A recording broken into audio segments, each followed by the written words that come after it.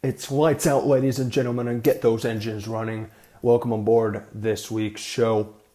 This is the BFC F1 podcast. Now, I won't say that I'm completely winging it this week because I do have some notes here, but there's so much to talk about right now in Formula One that I've decided to kind of go with the flow with this podcast today because it just feels as if otherwise we'll run out of time.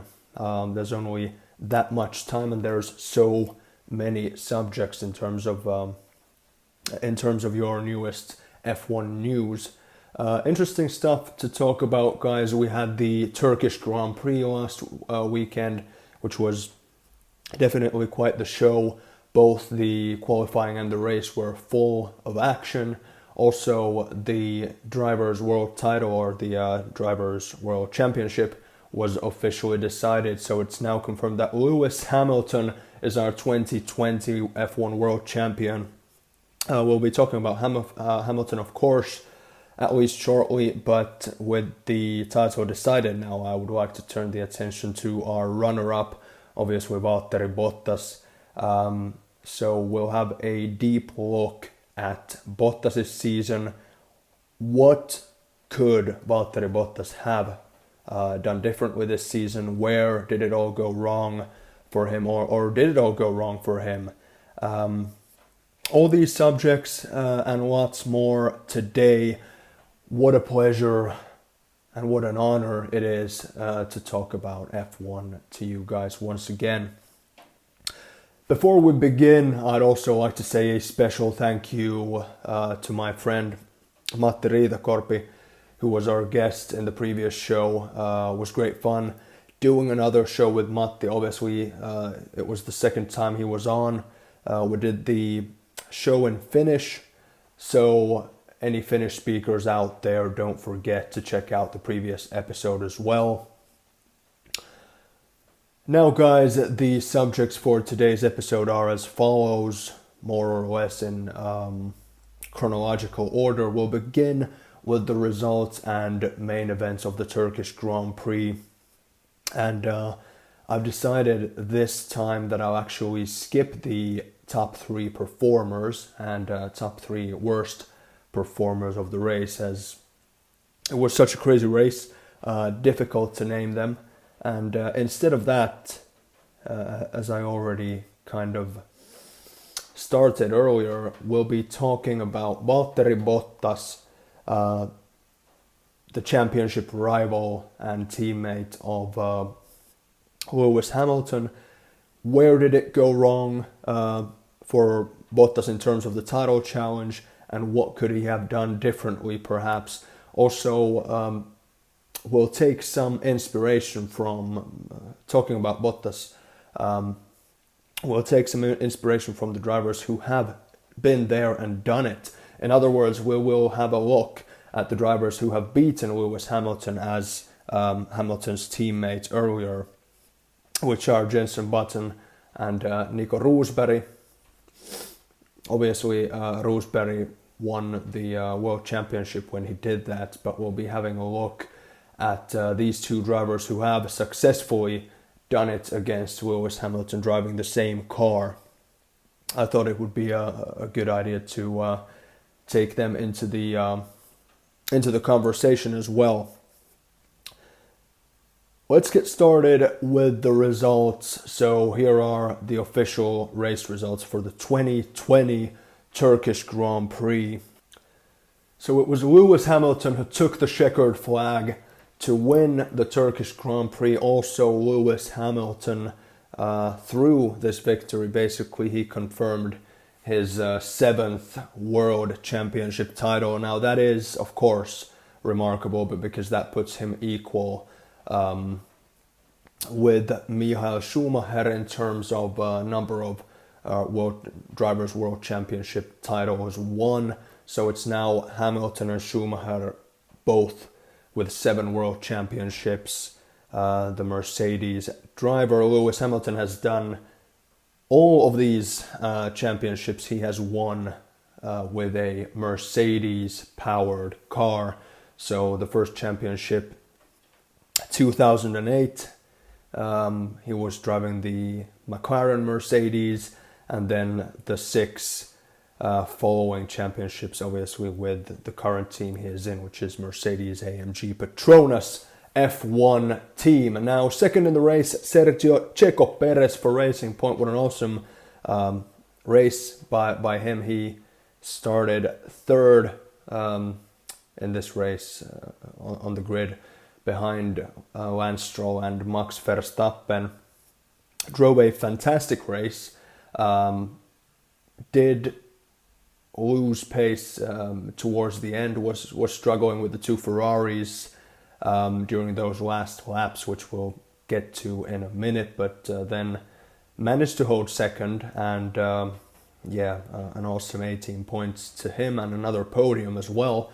Has been excellent this season, and it would really be a huge surprise to see Checo without a seat for next season, because currently he still is without a contract for the 2021 season. So we'll keep an eye on that, and I definitely hope Checo will feature next season. And if you ask me, I would guess that probably Haas is the team where he will be heading if he is to feature in 2021. If he goes to Haas, by the way, he'll probably be partnering Michael Schumacher's son, Mick Schumacher, in that Haas car. So that would be a very interesting driver partnership, and also one where they're kind of blending a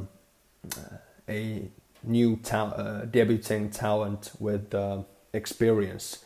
Third in the race, this is actually something I'm very happy about. Sebastian Vettel for Ferrari, his first podium of this season. And given how many races we have left of the season, which I think, correct me if I'm wrong, I think it's 3 races at this moment. This might well be the last ever time Sebastian Vettel represented Ferrari on the podium. So excellent drive, especially the start was magnificent from Seb, and he has had, which is something that both his teammate Charles Leclerc and Lewis Hamilton also highlighted. Obviously, he would probably agree himself. He has had a horrible season, an extremely difficult one, and probably the most difficult season of his career so far.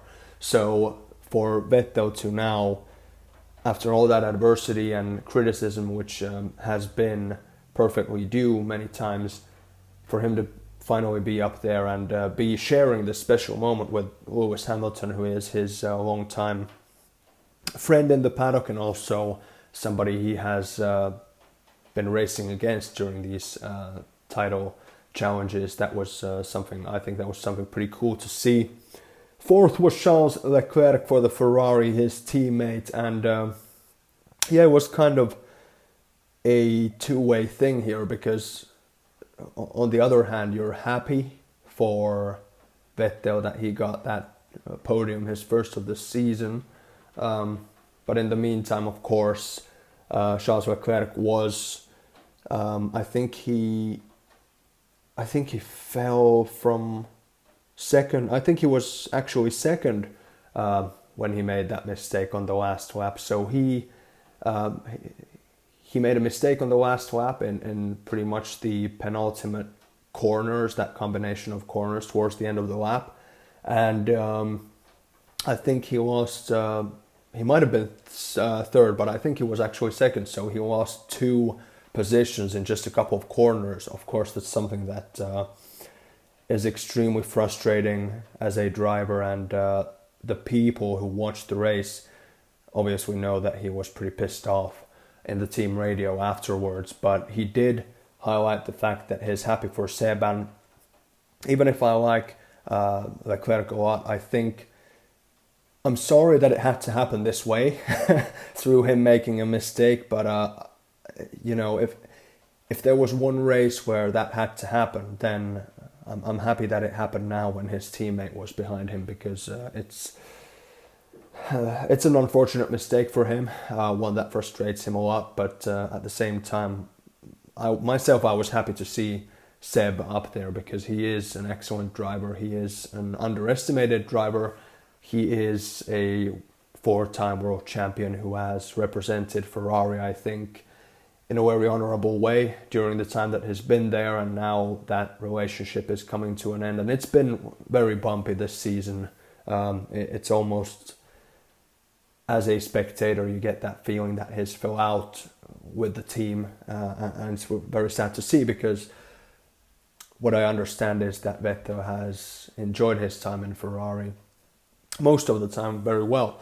So it was nice for him to get that, to get one happy day into the season. 5th was Carlos Sainz for McLaren. 6th was, 6th Max Verstappen. Red Bull, an extremely disappointing weekend for him. What I want to say about Verstappen actually is that I don't know if you guys agree, but to me I felt that his race was almost decided on Saturday in the qualifying. Let's just put it this way. I'm a big fan of Max Verstappen. And I like the guy. I think he is an excellent driver. I actually think he's the most talented driver out there at the moment. And for some reason, I don't always do this, but for some reason, maybe it's because of it is because of the conditions that were pretty rough this weekend with the icy track and the rain. Extreme conditions for drivers where always the car benefit, which car you're driving, is minimized, and it's more about the driver when it comes to these wet conditions. So I was really following Verstappen throughout the week, and I was especially paid attention to him during the qualifying. And basically, tail of the tape, guys, is that Verstappen was P1 in the first free practice, P1 in the second as well. I don't remember if there was a third one. I think there was. Anyway, he topped each and every one of the free practice sessions. After that, you go to qualifying. He was P1 in Q1, the first qualifying session. Also first in the second part of qualifying. So he had been number one, top of the pile in each of the sessions, basically, when it during the weekend before Q3, which is the last qualifying session, the one where pole position is decided, basically. And not only did he was second in qualifying, which of course, after being first in all the other sessions, that will always frustrate a driver to then, in the final session when it's all on the line, the session that really matters, then you get it wrong. But I think what was even more frustrating was the way it happened. Lance Stroll, who, credit to him, he got his first pole position of his career. He went, in Q3, he went on track with the intermediate tires, the green ones. And at that time, when he got his inaugural kind of best lap, he did that with the intermediates. However, Max Verstappen had, in that session and also the previous qualifying sessions, he had been doing his best times using the extremes, which are the full wet tires, the blue ones. And then Max Verstappen was he was on a fast lap, and he actually got two purple sectors 1 and 2.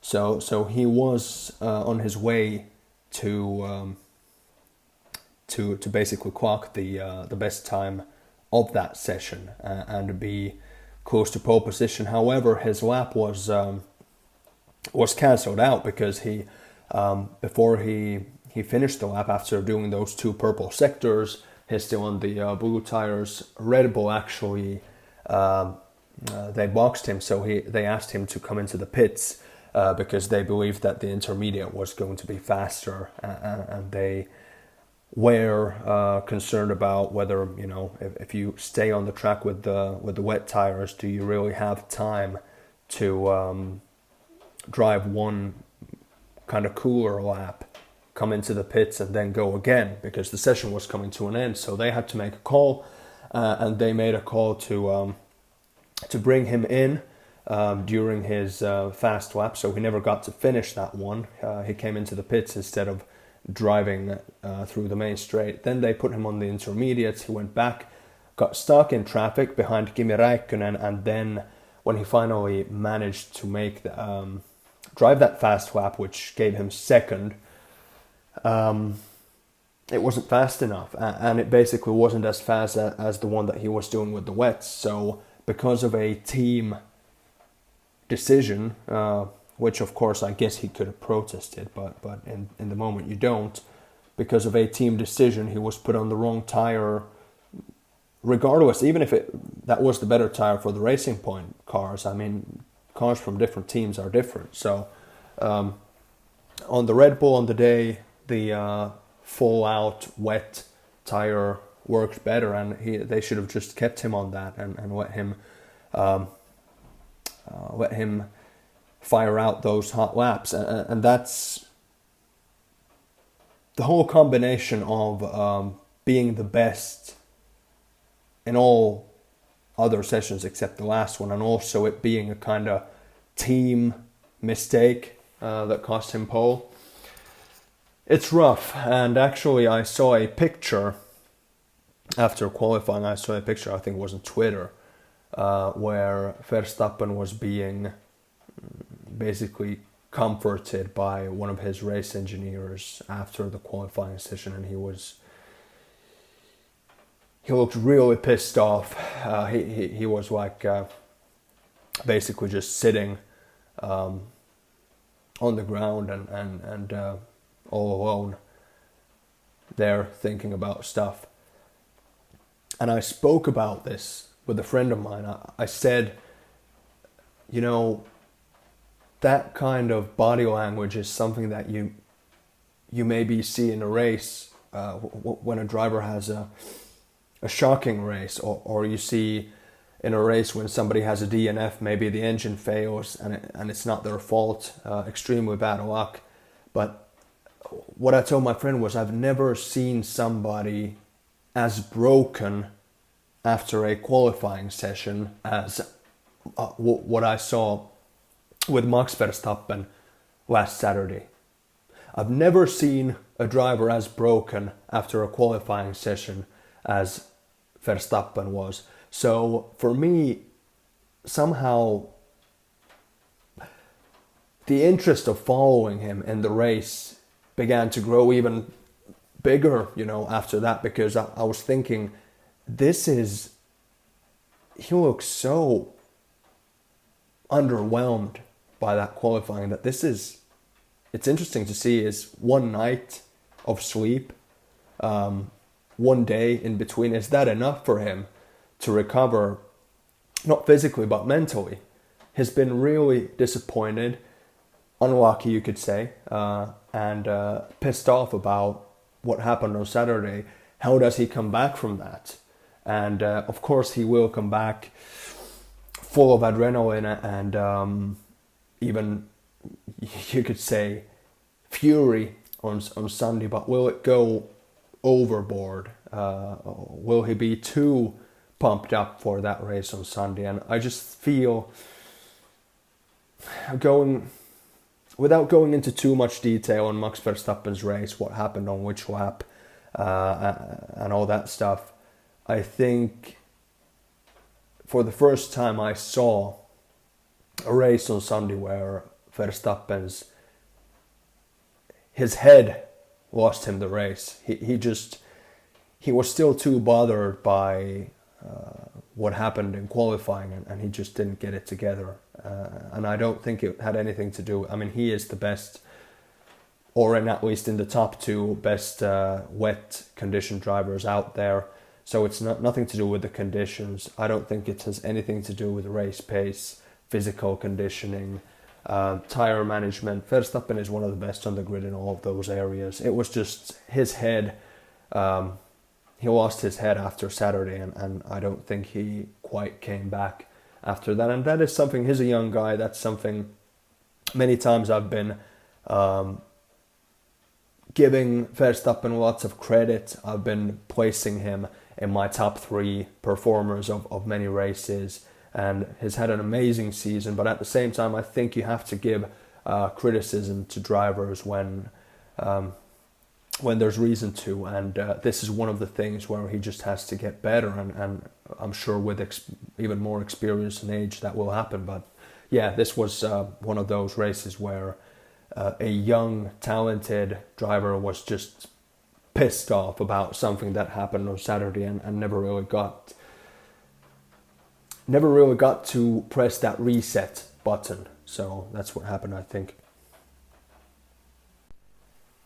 7th in the race was Alex Albon, 8th Lando Norris, the McLaren driver, and 9th Lance Stroll. Disappointing for him, obviously got his first pole position of his career. However, the pole position Saturday was awesome for Lance Stroll, and it was awesome because of his great driving. So I think it kind of levels that up. The race wasn't the best we've seen from him, but it was an extremely difficult race for everybody. And yeah, I just want to say, I mean, disappointing result in the race, but still, congratulations on the pole.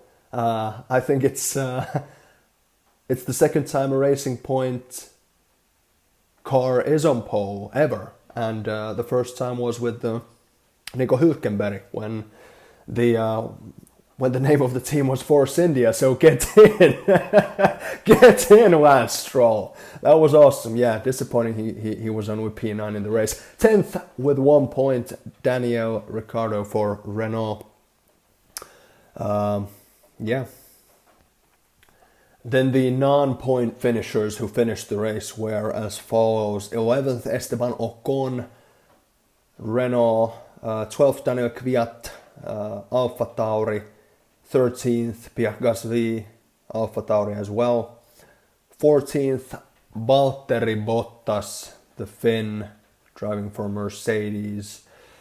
It was, let me tell you guys, let me tell you something. That was a shocking day. It was a shocking day for him. I don't even know where to start, and I'll keep it short, but P14, six times I think he spun, and on top of all of that, he had an extremely difficult start. I think he spun in the first corner for the first time, and you have all this happen in a race where not only does your teammate win the race against, I would say not against all odds, but against odds, and but in addition to that, you watch your teammate clinch the world championship. So that, like I said, I'm sure that's a day he wants to forget, and it was just a shocking day for Valtteri Bottas. I'll leave it to that. Behind him in 15th, the other Finn, Kimi Räikkönen, the Alfa Romeo driver. Yeah, it wasn't his best day either. And the last driver to finish the race, 16th, George Russell, the Williams driver. DNFs, the drivers who didn't finish. K-Mag, Kevin Magnussen for Haas, his teammate Romain Grosjean for Haas as well. And Nicolas Latifi for Williams, and then the first DNF of the race already on lap 11 was Antonio Giovinazzi, the Alfa Romeo driver, Kimi Räikkönen's teammate. So that's the results. Alright guys, let's get into this Valtteri Bottas thing. Now, I've actually been looking forward to this part because loads of talk about him in the media, and with all due respect, I think in the media, especially in international F1 media, there's loads of BS out there, biased opinions. So I just I've done the research. I've been thinking about this. I have the numbers here, and I just want to give my take on it, on where he lost the championship, what could have Valtteri Bottas possibly done better here, and just be as objective and do a professional analysis on it as well as I can. So let's get on with it.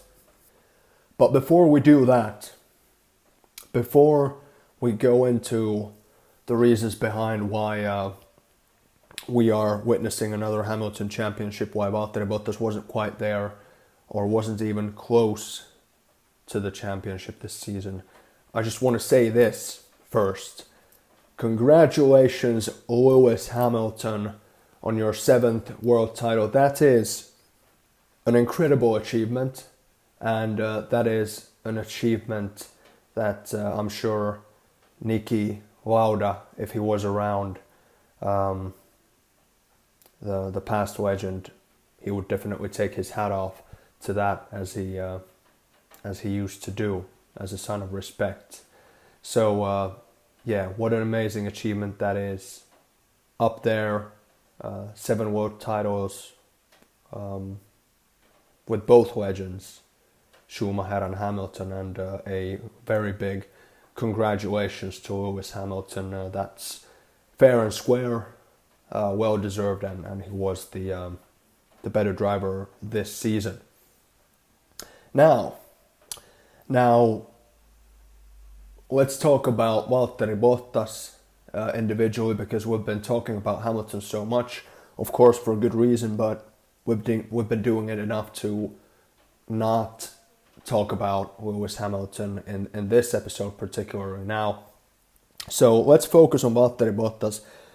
Mistake number 1, ladies and gentlemen, that I see the international F1 media doing, the journalists out there, is, and I'm not going to throw anybody under the bus because any individual, because I'm not really interested in that kind of stuff.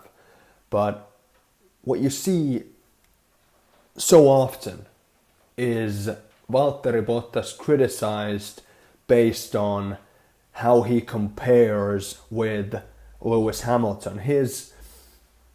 All of his performances, be it qualifying, race pace, race results, tire management, whatever it is, it's always compared to Lewis Hamilton. Now, I do get it in the sense that your first measure stick, as you may, is always your teammate.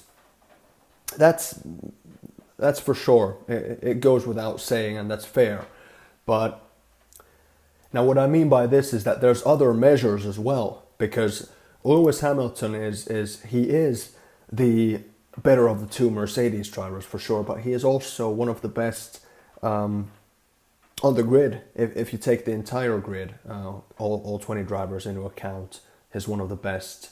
And also Lewis Hamilton is one of the best drivers ever in the sport. So such an amazing talent. So I just think you have to look at and this is actually where it goes. It's going to be pretty painful to say this, because I'm definitely not saying that the research I've done is going to be, show Bottas in a positive light. But my point is there has to be different comparisons than just going, oh, look what he did in, related to what Hamilton's doing. So I've been thinking about this. I think other important things are, first of all, comparison to previous seasons not Hamilton, but I'm talking about how has Valtteri Bottas been doing this season compared to how Valtteri Bottas was doing last season. In 2018, in 2017, it's his fourth season in Mercedes right now. So how is he doing compared to himself? How is he performing? Is he developing as a driver compared to what he himself has been doing in the past years? I think that's an extremely overlooked and extremely important comparison to make as well. Where is he going as a driver? Forget Lewis Hamilton for a moment now. Has he been working on his weaknesses? Has he been getting better in the things that perhaps somebody could argue cost him the title last year? I think 2018 is a season that you have to kind of skip here because that was just an absolute horror show. It was a shocking season for Valtteri Bottas, the worst of his career by a country mile, worse than anything that he's ever done in a Williams car. 2017, yeah, he was kind of getting used to the Mercedes car back then, but it was a very good season for him. He got his first pole positions of his career and his first couple of wins in his first season with Mercedes, and I think if you rank the seasons before this one, 17, 18, 19, I would go with 2019, which is last season, was the best of his career so far in any team. However, if we just talk about the Mercedes seasons right now, which I guess is a more simple thing to do, so I would put that first. 2019, his best season as a Mercedes driver. Second best season was 2017, the first season, and then 2018 when he had an absolute shocker, is the worst he's been doing. And this season is coming to an end at the moment. There's 3 races left, so we can already pretty much assess where he is in this comparison and bring this season into the conversation. Now, after this season, 4 years with Mercedes, how has he done? I think after this season will be completed, unless he now goes on a, does a madness and maybe gets 3 pole positions in a row and wins all the lasting 3 races. Unless that happens, if the remaining 3 continue anywhere near the same trend as the season has been so far, it hasn't been his best season. Even after this season is over, I would say 2019 is the best Valtteri Bottas we have seen as a Mercedes driver, and then, whether the second best season with Mercedes is 2017 or this one, 2020, I guess is a debatable point. But the point I'm trying to make is that, I had Matti on the first show before, well, actually one race had already been done. But it was the first show. It was the first podcast in our short podcast history we did. It was with Matti Riitakorpi, the same guest that was on in last episode as well. He was on the first ever episode. So in the first ever episode, we spoke with him, and one of the points going into the season, this was one race in when Bottas had actually won that race. A huge point that we agreed on was that if he wants to have any, and that is any, chance of winning the Drivers' World Championship, he must have his best ever season. He must have the season of his career so far. So that's criteria number 1 if Valtteri Bottas would have liked to challenge Lewis Hamilton for the title. And Lewis Hamilton isn't in the conversation even yet. And we're looking at criteria number 1, have the best season of your career, and he failed. So we don't even have to, this is my point I'm trying to make, is we don't even have to talk about Lewis Hamilton here.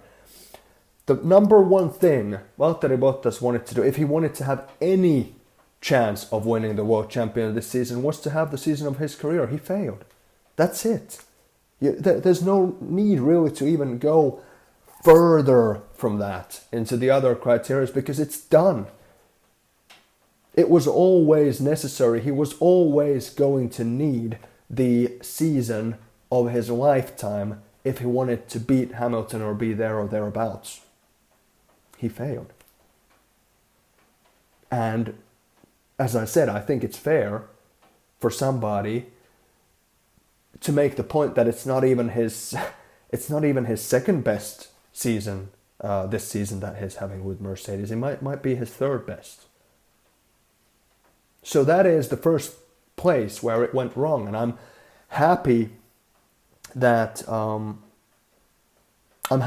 remember to speak about Valtteri Bottas and his individual season in this episode, because I've been, I've had the idea of doing that already a couple of times, but I've forgotten to. So, yeah. So we move on from there. As I said, this is an interesting analysis. I don't think we've done this before. So, number one biggest criteria for the season for him in terms of the title challenge, he failed. Now, that is the comparison to previous seasons. That is the trend that you would like to have decreasing all the time. What else has happened with Bottas' season? Well, consistency is key in a title race. And you can say that, what does consistency really, what does it mean? It means basically you have to be driving a Mercedes, you have to be first or second almost every race. You know, when Lewis Hamilton has that very rare off day, you win the race. And then when you're at one of your favorite tracks for Bottas, I guess that's Austria, Russia, what's the third one? Baku, to an extent.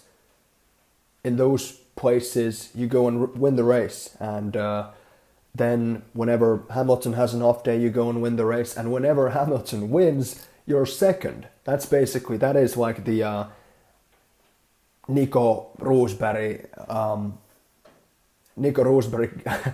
instructional book. That's how he did it. So consistency extremely important. You have a long season. Every race scores points. Every point counts, and all that. I mean, you might say it sounds like a cliche, but that's just the way it is. It is a title race that is dragged through the season, through all the races that are in it, and he has failed there. And when you talk about consistency, not making mistakes is one. That's one of the reasons why you've seen these races where Verstappen is second between the Mercedes, Bottas is third, Hamilton wins. Races where he has clearly had the best car on the weekend, together with Lewis Hamilton, but then somehow Bottas makes a driving error or something else goes wrong, and then suddenly perhaps it's a tactical error, and suddenly you have Max Verstappen between the two Mercedes, and you're thinking, how did this happen? That is one of the things that's always points lost when you're driving the fastest car, but you're not in the top two at the end of the race. And then perhaps the biggest thing to my eye that has gone completely wrong is bad starts. Bottas has had notoriously bad starts this season, and probably the ones that kind of step out for me are probably Hungary and then Monza, the Italian Grand Prix. But you have a bad start against Lewis Hamilton, you're done. And then the other thing is that when you have that bad start, that is another situation where these things happen. That's another situation where that allows Verstappen in the worst case to get in between the Mercedes drivers, because if you have a shocking start like Valtteri Bottas did in Hungary, and suddenly you drop back from P2 to say P6 or something, then you're in a situation where Hamilton probably is leading the race, and you have Verstappen with a slightly slower but still very competitive car behind Hamilton in second. You might be able to get up to third, fourth, but you're never going to catch those two. So that these kind of things, they just happen too often. And Bottas has, the thing he has got better at is talking the talk. He has been making big promises. He has been a little bit, had that machoism about saying all kinds of stuff before the season, before races, even in the team radio. But this is where I felt he lost the title. Lewis Hamilton's excellence, Lewis Hamilton's pace and talent as a driver is just one of many, many problems that Bottas has in terms of winning the World Championship. And of course, whatever Lewis Hamilton does and however good he is, that is something Bottas cannot affect in any way. So you should always try and focus on the things that you can control, the things that you can influence, and all of these things that I spoke about: better starts, getting consistency, tire management there's a huge difference between the two. I didn't even mention that yet, but tire management as well. And getting rid of those silly mistakes. These are things in Valtteri Bottas' own driving that are costing him points and costing him wins throughout the season. And it's happened a lot. So yeah, of course you can always take the easy way out and make the excuse that Hamilton is just too good. But before you make that excuse, you should be at your best, and you should have the career the season of your lifetime. And if you still then lose to Hamilton, then fair enough, you've done what you could. But I don't think that's the case with him.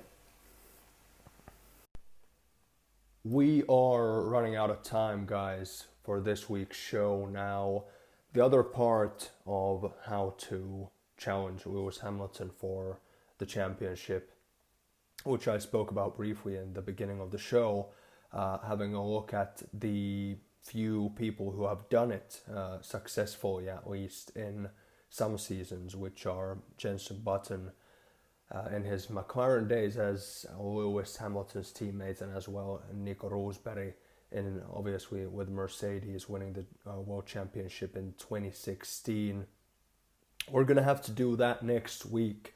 So next week we'll be talking about whatever happens in Bahrain. So it's going to be the Bahrain Grand Prix this upcoming weekend. We'll have a look at the race event of that race, and also we'll be doing the second part of this, basically having a look at the drivers who have beaten Hamilton as teammates to him, and also a little bit of the statistics, the numbers behind it, and also some quotes from both Jenson Button and Nico Rosberg when they've been asked many times by sports journalists, how did you do it? And they have been open enough to share some of those secrets. So we'll be having a look at that, perhaps comparing Button and Rosberg as teammates to Valtteri Bottas, and how he is challenging Hamilton, and what could he perhaps bring into his game. What could he learn from these guys who have done it successfully before? So next week we will be talking about those things. This week's episode is coming to an end, guys. It's been a pleasure once again. Hope you've had a good time as well. And as always, if you've enjoyed the episode, please subscribe to the channel via Spotify or YouTube, and you'll get notifications whenever we release a new episode. That will be once a week, every week, and Thursday is the day. The social media links you can find from the description below. Currently we're active on Twitter and Instagram when it comes to social media. Thanks so much, guys, for listening. We move on. Have a nice week and stay safe, and enjoy the race. It's the Bahrain Grand Prix, so it's another celebration of F1 this upcoming weekend. Talk to you next week, guys. Cheers.